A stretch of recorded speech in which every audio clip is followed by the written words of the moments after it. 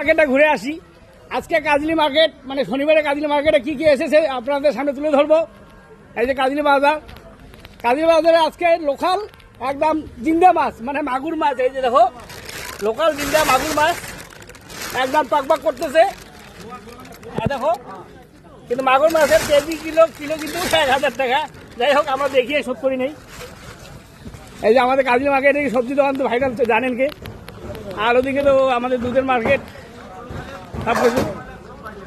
এই যে কাজলি মার্কেট, আমি এই মুহূর্তে এই কাজলি মার্কেটের চিত্র আপনাদের সামনে তুলে ধরলাম। লোকাল মাছও আছে, প্রত্যেকদিন বিকালবেলা করে লোকাল মাছ পাওয়া যায়। একদম আপনারা চলে আসবেন কাজলি বাজারে, একদম জিন্দা মাছ পাবেন।